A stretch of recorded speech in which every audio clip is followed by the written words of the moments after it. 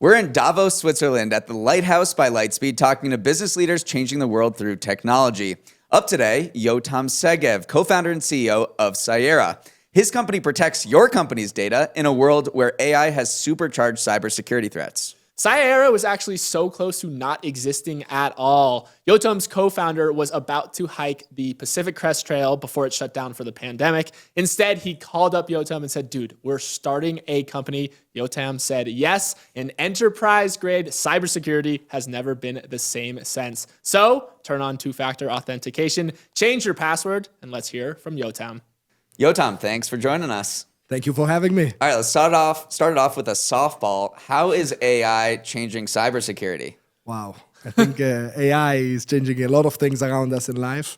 Cybersecurity is obviously something that in general lives more in the shadows, so maybe a little less visible. I think the biggest changes we're seeing is that AI is a huge opportunity for the cyber defenders, but it's also an incredible weapon in the hands of the threat actors. And I think it's making the stakes of the game much higher. Cybersecurity has been a vibrant industry for several decades now, but the possible outcomes, the possible exposures, what it's going to mean for companies and governments and nations in the next decade is going to become even more important than it ever was before. And I think that AI is the main catalyst for that. But you started this company back in 2021 before, ChatGPT was really a major thing. How has the release and ensuing craze of AI changed your business? Yeah, I think that it's helped us a ton in many ways. The first way is that we were talking about, let's call it advanced methods of processing data back in the day in 2021. But again, it lived in the shadows. It wasn't mainstream. Nobody was experiencing the power that neural networks had at that stage. And I think that once it became something that everybody has in their pocket, it's very easy to bring up the metaphor of, imagine you take a 50-page Word document, stick it into ChatGPT and tell ChatGPT, in 3 tags, tell me what this document is about. It's going to do a pretty good job. That's the gist of the AI native classification engine at the heart of what we do. Obviously, to engineer it and run it in big enterprises, it's a much more complex engineering feat, but that is something that people didn't get back in 2021. And once ChatGPT became mainstream, it's so easy for people to understand that you can actually make magic happen today. So you're able to tell your story better? Absolutely. I think it's much more relatable to people. I think people understand that there's something changing dramatically in the way that we're interacting with data. And also from a go-to-market perspective, our customers that always prioritize data are prioritizing it much higher and much more urgent than ever before, because at the end of the day, AI runs on 2 things. It runs on chips, and Jensen is obviously making a very good business from that, and it runs on data. And data is the proprietary edge that many of our customers, the enterprises, have. They've been in their business for decades and decades. They know more about their customers, their markets than anybody else. If they're not able to harness their unique data with AI, it's only a fraction of the value that they're getting from the data that's in Wikipedia that is being made accessible through ChatGPT. So it seems like you are saying that both sides of the equation in cybersecurity have changed now that AI has been introduced. So is cybersecurity now just AI agents running malicious attacks versus organizations, and then other AI agents kind of standing tall and defending organizations? Is it AI Gandalf versus AI Balrog, to steal a Lord of the Rings reference? Yeah, I think that's a good metaphor. First of all, I'm a bit of a pragmatist, and I will first of all say that I think AI is much earlier, especially in the enterprise space, than maybe the buzz. Right? Like if you listen to the buzz and Davos here is buzzing, you might think that everything runs on AI. Well, that's not the reality. Not the reality in the customers that we work with, in the enterprises we support. AI is not even in the first inning. It's in the pre-game of the pre-game. It's just the beginning. So this might be the fastest, most vibrant, let's call it technological transformation we've ever seen. But the enterprise is not consumers. Consumers, one day they're using Google search. They feel like ChatGPT is better. Buy Google, hi chat. That's it. It's done. The enterprise doesn't move like that, no matter how good the technology is, how much value it can unlock. There's many more processes, and the adoption cycle will still take years and years. But talk to me about specifically the threat side. Like, has that completely changed with bad actors using AI? So I think it's definitely accelerated tremendously. It's made it much more accessible to, let's call it, less educated, less proficient threat actors to be able to do more sophisticated attacks and also scale the attacks up, personalize the attacks up. But I think that, the cybersecurity industry, I would not call it mature, but it's also, it's not a toddler. Right? Like the defenses are matching and doing a good job keeping our organization secure. Are we resilient? Far from it. There's tons of exposures, and we see on the news every day, every week, a new company having some sort of a breach and some sort of event. But at the same time, I think that there's tons of investment and tons of effort happening in the cybersecurity industry, which we're proud to be a part of, to make sure that we're not leaving the scene exposed. Yeah. Now, cybersecurity as a term might feel very general or nebulous to people, even as we become more aware of it in this age of AI. It could mean anything from preventing hacks to like password managers. Where do you guys sit within the broader cybersecurity environment? Yeah. So the way to think about our business is to first of all start with the concept of secrets. And your people, I hope there's no agents listening just yet. So people have secrets, right? We all have secrets. We have private information. We have private data.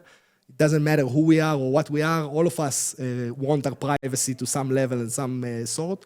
Now think about organizations. Organizations are, networks of people and networks of processes and products. They have secrets too, many types of secrets. Some of those secrets can be their customers' information. Some of those secrets can be the intellectual property of how they make their products and how they create them, and their unique edge on their competitors. Some of those secrets can be very mundane. It can be the employee's salary list and how much a bonus did each one get at the end of the year.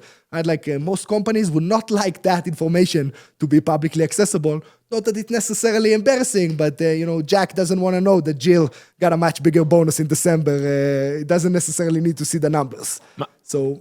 My biggest secret is I've been using the same password since 5th grade, which is probably not great security hygiene. What do you think my password is that I've been using, by the way? Do you think you could guess my password just from, looking at me? Look, to do it well, you still need to guess a few hundred passwords before you nail it down.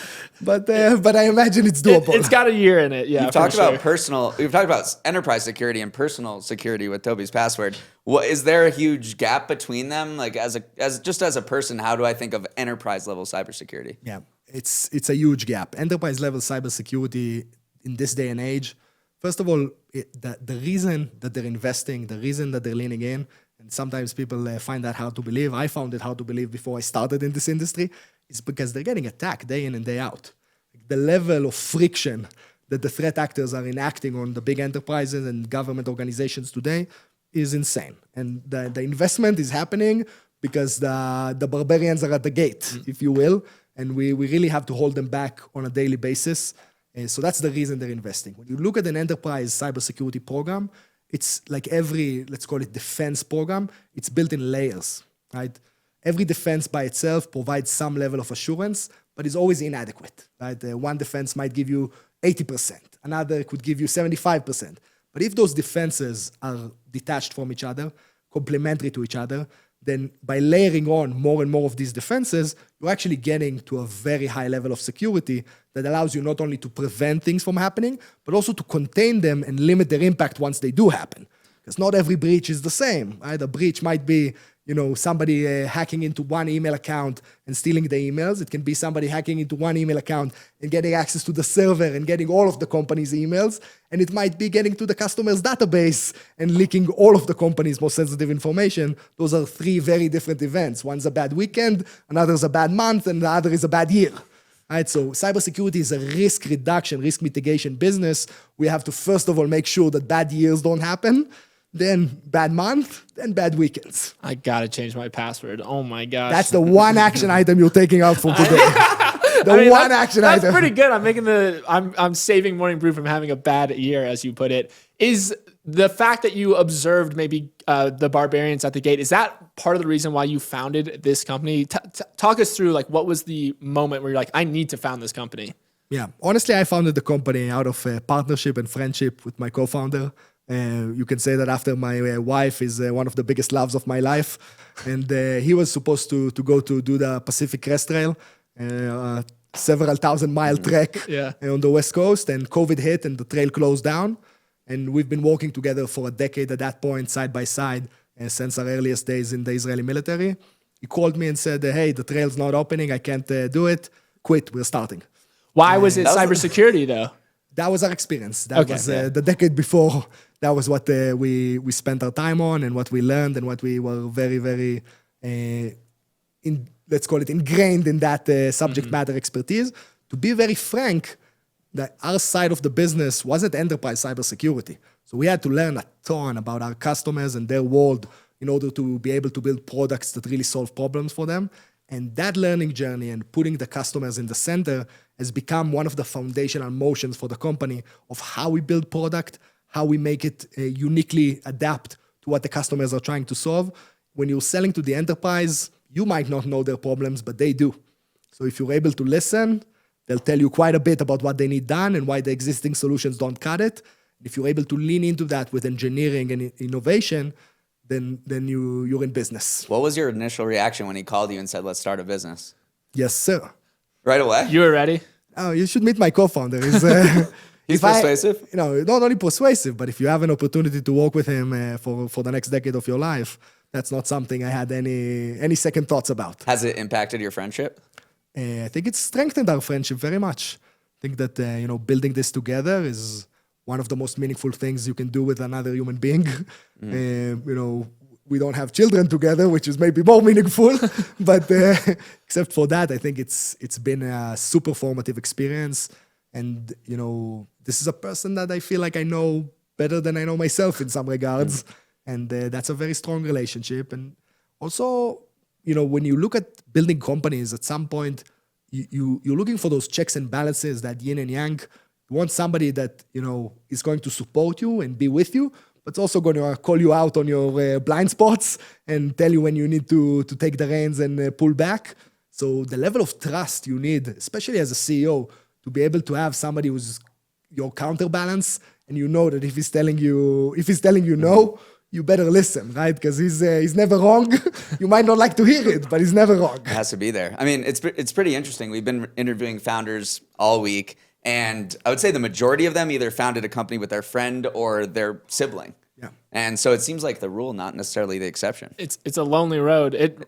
I wonder if he's ever going to go back and hike the Pacific Crest It's Trail. Now, open. do you think I'm sure he will. eventually I'm sure he will. All right, let's fast forward to today. You just raised $400 million at the end of last year.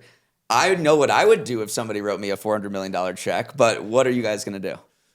I think we're going to invest that money in our product in a very, very meaningful way. Cybersecurity, as we talked about, it's an industry that is being disrupted in a sense and is always challenged to improve, right? In cybersecurity, we never get to say, oh, it's working. It's never working. We always have to get better. We always have to adapt. We always have to live up to the changing IT landscape, the changing threat landscape, and the call of the day. So for us, this is going to be a huge investment into our platform. Our customers love what we're doing with them today. They appreciate it, but they also want a lot more from us. We're fortunate to be in a position to be able to lean into it and bring into the market the best platform for AI and data security. When you say invest in product, are you getting most of your product ideas from your customers themselves? Are they coming to you and say, we would really love X, can you build X, and that informs your product roadmap? Absolutely. First of all, that's absolutely the process. The thing I would add to that is that, every customer is a bit unique, especially when you talk about the big enterprise. Some of the magic is being able to take feedback from tens of customers, right, and be able to identify what is the most common theme, what is the most burning pain point that is shared by these customers. Because at the end of the day, when you're building software, you need to have a very strong problem statement. You need to understand the problem you're trying to solve really, really well in order to be able to solve it quickly. Right? At the end of the day, all software expands, becomes more, solves more use cases. But the magic happens when you're able to identify that killer use case, the one thing that is the most important thing to do for them today, and lean into that quickly. Then, it progresses from there. But being able to do that requires not only interaction with one customer, be they as amazing as they might be, but being able to take in, let's call it the voice of the market. How many of them are coming to you and saying, we are inundated by AI-enabled cyber threats these days? This is something we've never seen before. Or do they have more mundane cybersecurity concerns? Or I don't know if mundane is the word, but just older pre-AI world. 2021 Yeah, level. circa 2021. So I'll give you the concerns. enterprise answer, like an enterprise practitioner will answer, yes, and yes. Right? When you're in the big enterprise, you have all the problems. Right? You have the new problems and the old problems. You have every challenge you can imagine. Sometimes when I ask the customers about their environments, what are the main platforms they're using, what are the main systems they're using, what are the main projects in the enterprise that they're working on, their answer is always yes, and yes, and yes. That's the big enterprise, tens of thousands of people, hundreds of thousands of people, so many business units, so many business lines, international presence, very, very complex ecosystems to navigate. When you see a cyber company like Wiz get acquired by Google for $32 billion, what do you think? Does that fire you up? First of all, I think it's an amazing sign for the market, and amazing work by the Wiz team. I think they built an exceptional company, and we're seeing that in the market every day. And super, super happy for them for that incredible outcome. I think in cybersecurity today, the opportunity is huge.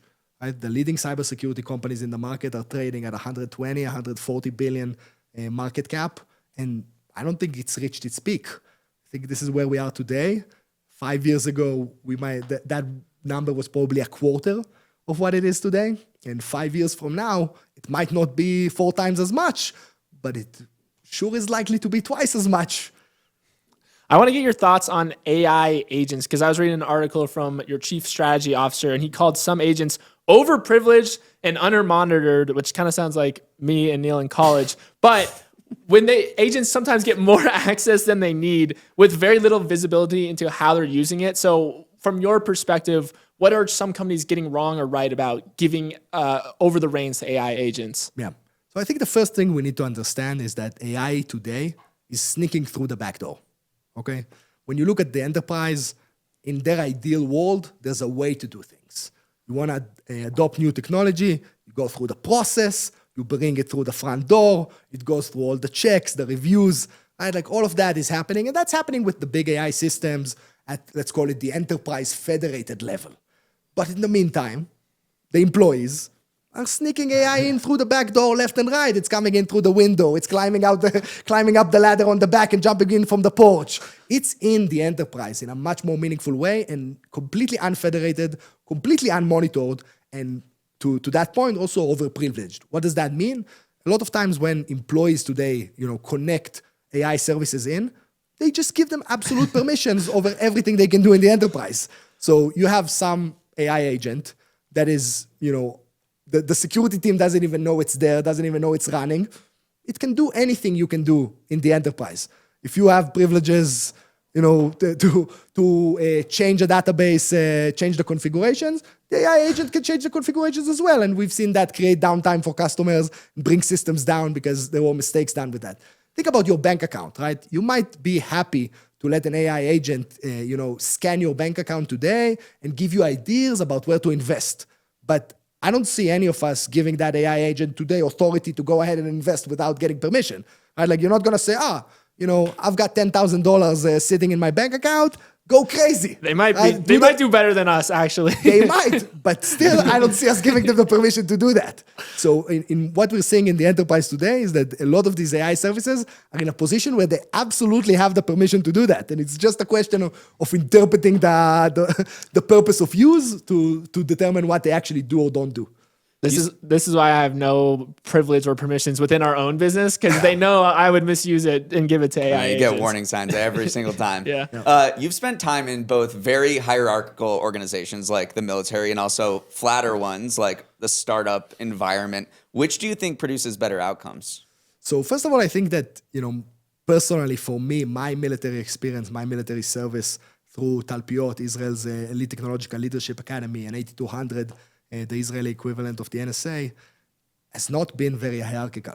Right? Like it was a military service, and yes, there were components that you might view as such, but generally those environments were super innovative, bottoms up, and in many regards very similar to the work we're seeing in the startup ecosystem. That's a big part of the reason that so many people coming from that background are having success, founding companies, innovating, being part of the entrepreneurial world. Because I think the common thread of those ecosystems is that you have a very abstract mission statement that is not necessarily even technological, right? Like it's something you're trying to change about the world, and you need to harness technology. You need to drive people to change and, create a transformation in the world through the capabilities that you have on your keyboard and your computer. So that is, in a sense, the common theme. And I think that my personal experience was much more similar in nature in that regard. What I do love about the civilian world, the commercial world, is that there's no limit. There's no glass ceiling, right? Like when you look at the military, at the end of the day, it's a government agency, right, of one sort or another, right? Like, you cannot make money. You cannot grow the business and scale it indefinitely, right? When we're looking at what's happening here in Davos, I'm looking around, I'm seeing these amazing companies with outstanding scale. Like, you can impact the entire world with the things you're doing here. And I feel like in the military, I had amazing opportunities at a very young age to lead and do things that I would have never imagined I'd do. But at the same time, there was a very clear limit on how big this thing can be. And when we're looking at Cyera, there is no limit on how big this thing can be. And for me and for the people that are with us on this journey, I think that creates an immense excitement and keeps us running and driving with all speed ahead. I had a similar experience coming to Morning Brew and starting with this startup when we were just 4 people. Yeah. I was coming from like the nonprofit world or teaching just stuff that was not in the private sector, and then just the amount of I think the pace of everything was very surprising to me, and I was like, wow, this is such a different world. By the way, where did the name Cyera come from? So 5 years ago, Tamar and I were sitting in a room trying to figure out what the company is going to do.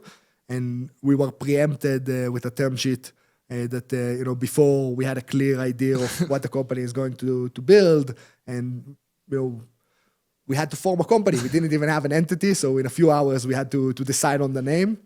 Tamar liked the Sierra Mountains. Obviously, he's very outdoorsy. And he was looking at that. And I liked Cyber Era. And that's why to this day, on interviews, you might hear him call the company Sierra, and I call it Cyera.